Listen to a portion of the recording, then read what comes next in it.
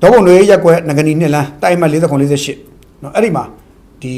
ဘူးသီးတောင်မောင်းတော့ဘက်ကဘ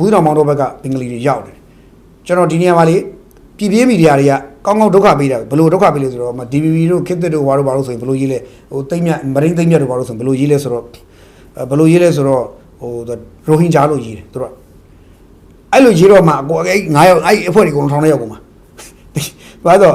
ဥပဒေမှာမြန်မာနိုင်ငံမှာဘင်္ဂလီပဲရှိတာရိုဟင်ဂျာသာမရှိဘူးအဲ့တော့ရိုဟင်ဂျာသာမရှိတဲ့အတွက်အဲ့လိုရေးလိုက်တဲ့အတွက်အဲ့လူတွေကူတာလားဒါမှမဟုတ်ကြောက်တဲ့ထက်တာထိုးတဲ့ထောင်းနဲ့ထိုးတဲ့တာတော့မသိဘူးเนาะဖြစ်စဉ်ကိုဒီကောင်တွေပေါက်ရလျှောက်ရေးတာပေါ့လားအဲ့တော့ထားပါတော့ဒီဘူးသီးတောင်မောင်တော့ဘက်ကလူတွေတစ်ဖွဲ့ရောက်လာတယ်ဘင်္ဂလီရောက်လာတော့အဲ့ဘင်္ဂလီရောက်တာဝင်ထွက်သွားလာလူတွေများနေတဲ့ခါကျတော့ဒီရက်ကွက်ထက်မှနေတဲ့လူတွေနည်းနည်းစိုးရိမ်လာကြတာပေါ့နော်စိုးရိမ်လာတော့ဘင်္ဂလီပြီးတော့ကိုမြင်နေကြလူတွေမဟုတ်ဘူးအဲ့တော့နွေအေးကလည်းဘယ်လိုရက်ကွက်လဲမင်းပွင့်လည်းပြောနွေအေးကလည်းဒါအစ္စလမ်ဘာသာဝင်တွေအများဆုံးနေထိုင်တဲ့ရက်ကွက်တော့တွေ့ဖြစ်ရတယ်အဲ့နွေအေးနဲ့ဟိုဘက်မှာဗမာအေးဆိုတာရှိတယ်နွေအေးဒီဘက်ကိုကြော်တဲ့ရက်ကွက်တွေရှိတယ်ဒါပေမဲ့အဲ့နွေအေးမှာတော့အစ္စလမ်ဘာသာဝင်တွေအများဆုံးနေထိုင်ကြတယ်အဲ့တော့နေထိုင်ကြတဲ့ခါကျတော့အဲ့မှာဘင်္ဂလီလည်းနေတယ်ပေါ့ဗျာဘင်္ဂလီရောက်ချလာတော့အခုအဲ့ပူဇော်မောင်တော်စစ်ချောင်းနေဆိုပြီးရောက်လာတဲ့ဘင်္ဂလီအဝန်ထွက်လုပ်တယ်အိမ်တိန်ထဲမှာလူတွေအများကြီးဖြစ်နေတဲ့ခါကျတော့ရက်ကွက်ကနေလူတွေစိုးရင်ပုံရတယ်စိုးရင်ပုံရတော့သူတက်ဆိုင်ရာအုပ်ချုပ်ရေးတာဝန်ရှိသူတွေသွားပြောတယ်ပြောရင်မတုံမလုပ်တွေပေါ့အုပ်ချုပ်ရေးတာဝန်ရှိသူတွေတက်ဆိုင်ရာထွေအုပ်တို့ရဲတို့ပေါ့ဗျာသွားပြောရင်မတုံမလုပ်ဟိုမသိတယ်လို့ထားလိုက်ပါလို့အေးဆေးတို့စသဖြင့်ပေါ့ဗျာသူတို့စိတ်ထဲမှာတိတ်ရင်းကြီးလို့ထင်နေပုံရတယ်ဗျာထင်နေပုံရတော့အဲ့ဒီမှာဒီမနေနိုင်တော့တဲ့ဆုံးလိုက်ကြအောင်ရဟန်းတန်ဃာတွေပါလာအောင်ဘုန်းကြီးပါလာအဲ့တော့ရဲစခန်းသွားတွေ့ရောရဲစခန်းနဲ့ထည့်ရတွေ့ရောရဲတွေကဘုန်းကြီးဘာလို့ပါလာလဲဆိုတွေ့တော့ဘုန်းကြီးကမနေတော့လို့ပါလာတာပြီးတော့မမသားတွေကမနေနိုင်တော့လို့ပါလာတာဒီရုံနဲ့ဘာလဲပေါ့ဆိုသွားကြည့်လိုက်တဲ့ခါကျတော့ဒီလူတွေကအဲ့ဒီစစ်ဘေးရှောင်လို့ခေါင်းစဉ်ယူအောက်မှာရှိတယ်အဲ့ဒီဘင်္ဂလီတွေကိုစာတင်ပေးတယ်ပေါ့အာရဗီဘာသာအာရဗီပေါ့အာရဗီစာရေးတင်ပေးနေတယ်ဆိုတော့ဘာလဲဆိုတော့တော့အခမဲ့ပညာရေးအကြောင်းလို့မျိုးခေါင်းစဉ်ပြောတယ်ပေါ့ဆိုတော့ဟုတ်ပြီမင်းတို့ကွာတဲ့အဲ့မှာသွားတဲ့ဘုန်းကြီးတွေကပြောတာမင်းတို့ကွာအဲ့ဒါဆိုရင်ငါတို့ဒီမှာရက်ကွက်ထဲမှာဆင်းရဲနှမ်းပါတဲ့ဗမာလေးတွေရှိတယ်မင်းတို့အဲ့ဒါလည်းထက်စာတင်ပါလားဆိုတော့မဟုတ်ဘူးတဲ့သူတို့အဲ့အာရဗီဘာသာအာရဗီစကားတွေပဲအစ္စလာမ်ဘာသာဝင်မဲ့တင်တာတဲ့ဘင်္ဂလီတွေပဲတင်တာကျမ်းလို့မတင်ပါဘူးဆိုတော့နည်းနည်းတော့ပြဿနာရှိတော့ပြီးတော့အဲ့ကျောင်းကတင်ကြားခွင့်လိုင်စင်ခွင့်ပြုချက်ယူထားသလားဆိုတော့မယူထားဘူးအဲ့ဒီဘင်္ဂလီတွေမှာအထောက်ထားရှိသလားဆိုတော့လေတချို့အထောက်ထားမခိုင်ပါဘူးမခိုင်မာတော့တန်တရားရှိတာပေါ့ဗျာရှင်းပြောရင်တော့ဟိုဘင်္ဂလီဒီမှာလာပြီးရောက်လာပြီးဘင်္ဂလီဒီမှာလာပြီးမှရောက်လာပြီးတော့နိုင်ငံသားအမိဖောက်သွားမှကိစ္စမျိုးတွေဇာတ်လမ်းတွေရှိတယ်တကယ်လည်းရှိတယ်တကယ်လည်းရန်ကုန်မြို့မှာဘင်္ဂလီတွေပြည်မကိုကူးလာတယ်ရန်ကုန်မြို့ရောက်လာတယ်တခြားမြို့ကြီးရောက်လာတယ်တက်ဆိုင်ရာလာဝကတွေဘာညာနဲ့ဟိုလူဒီလူနဲ့တော့ပေါင်းပိုင်ရန်ဆိုင်ရင်းနဲ့ပေါင်းပြီးတော့လမ်းကြောင်းတွေရှာပြီးလည်းဖြစ်အောင်မှမှတ်ပုံတွေရအောင်လုပ်စသဖြင့်ပေါ့ဗျာလုပ်ကြတာပြုတ်လေးဧည့်တွေပေါ့ဗျာအဲ့ဒါတွေလုပ်ပြီးတော့မှနိုင်ရအောင်လုပ်တာပေါ့အဲ့လိုမျိုးလုပ်ကြတာရှိတော့အဲ့ဘုန်းကြီးကပြောတော့ရိုးဖြစ်ကုန်ပြီးတော့နောက်ကျတော့အုပ်ချုပ်မှုတွေယာယီမှုတွေစိန်မှုရောက်ချလာပြီးတော့အကုန်ဝိုင်းဖုန်းကြီးတွေနဲ့ဝိုင်းပြီးစစ်ကြမေးကြလုပ်ပြီးတော့ရိုးဖြစ်သွားတယ်ဖြစ်သွားပြီးတော့အခုဒါဘာဖြစ်လဲဆိုတော့သူတို့ကြည့်လိုက်တော့နောက်ဆုံးဘူးသီးတော်မောင်းတော့လူဖြစ်နေ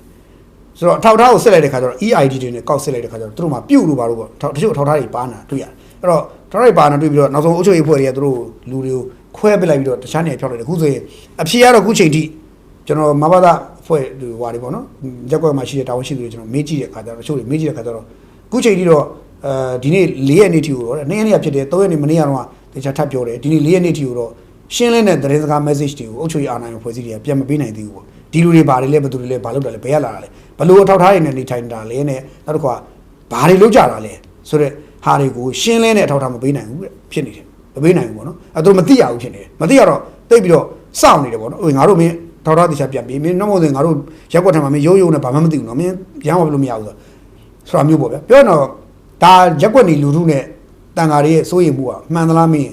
းမနေ့ပြန်တော့ကိုရက်ကွက်တဲ့ကိုလမ်းတွေကိုလူစိမ့်တွေဝင်လာပြီးရိုးရှုပ်တွေဆိုရင်လူတိုင်းစိုးရိမ်ကြတာပဲခင်ဗျားတို့လည်းခင်ဗျားတို့ရက်ကွက်ထမှာရိုးရှုပ်ဆိုရင်စိုးရိမ်တာပဲပြီးတော့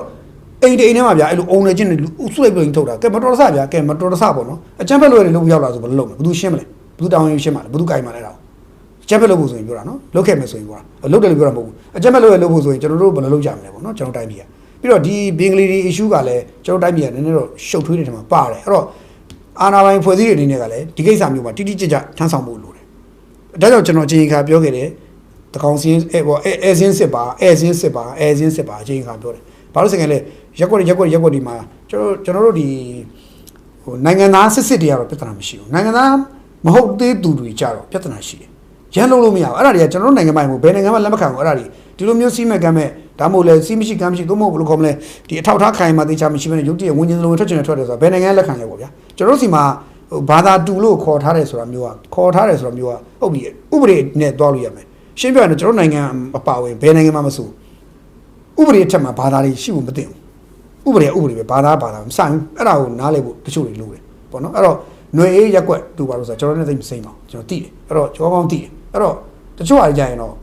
အဲ့ရက်ွက်မှာနေထိုင်နေအစ္စလမ်ဘာသာဝင်တွေအနေနဲ့လည်းမှန်ကန်တိကျလို့ကြဖို့လိုတယ်အုတ်ချုပ်ရအာဏာပိုင်ဖွဲ့စည်းတွေနဲ့လည်းရှင်းပြတော့အဂရိကင်းအောင်နေကြဖို့လိုတယ်နော်အဂရိကင်းအောင်နေကြဖို့ပြီးတော့နောက်တစ်ခုကရက်တက်ဖွဲ့မြို့နယ်ရက်တက်ဖွဲ့သက်ဆိုင်ရာမြို့နယ်ဟိုတာဝန်ရှိသူတွေအဂရိကင်းအောင်နေကြဖို့လိုတယ်အခုရှိတယ်လို့ပြောတာမဟုတ်ဘူးခင်ဗျားတို့ရှိတယ်လို့ပြောတယ်ထင်ပါဆိုလို့ကင်းအောင်နေကြဖို့လိုတယ်ဘာလို့ဆိုအန်ရယ်များလာတယ်ဘာသာရေးလူမျိုးရေးနောက်တစ်ခုကမလိုလားအပ်တဲ့ဒီဟိုခေါ်မယ်ဆိုလူဟိုဘယ်လိုခေါ်မလဲလူဘယ်လိုခေါ်မလဲပြားဒါကိုခေါ်တာပါရှိလဲ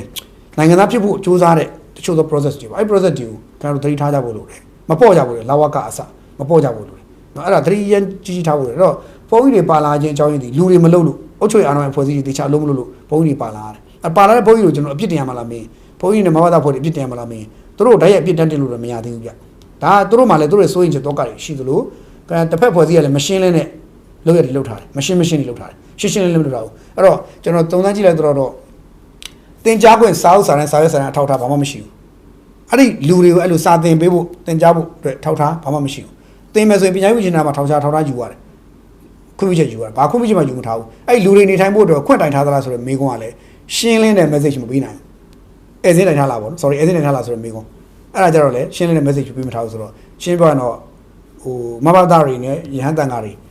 စုပေါင်းပြီးတော့ဒီလိုရှေ့မှာရိုးလုပ်ပြီးတော့ခုနရဲတပ်ဖွဲ့ဝင်တွေအုပ်ချုပ်ရေးဖွဲ့ရောက်လာပြီးတော့ဒီလုပ်တဲ့ကိစ္စဒီမှားနေရတော့ကျွန်တော်မထင်ဘူးသို့တော့ရှင်းလင်းတဲ့ message ကိုမပေးနိုင်သေးရတော့ဒါကတန်တရားရည်နဲ့အကြည့်ခံမယ်ဆိုတော့ပြောချင်တာပါနော်ကျန်တော့ကျွန်တော်ပြောလို့သက်ဆိုင်ရာအာဏာပိုင်ဖွဲ့စည်းခေါင်းဆောင်တွေတာဝန်ရှိသူတွေတိုင်းအစိုးရဖွဲ့တာဝန်ရှိသူတွေသက်ဆိုင်ရာနေမြေအသီးသီးမှာတာဝန်ရှိတဲ့သူတွေကဒီကိစ္စကိုရှင်းလင်းတဲ့ message လေးတစ်ခုသက်ဆိုင်ရာတာဝန်ရှိသူတွေပြန်ပေးနိုင်မှုလုပ်ဖို့လိုတယ်ပေါ့နော်လူတွေရဲ့စိုးရင်တော့ကောက်ရှင်းလင်းတဲ့ message ပြန်ပေးနိုင်မှု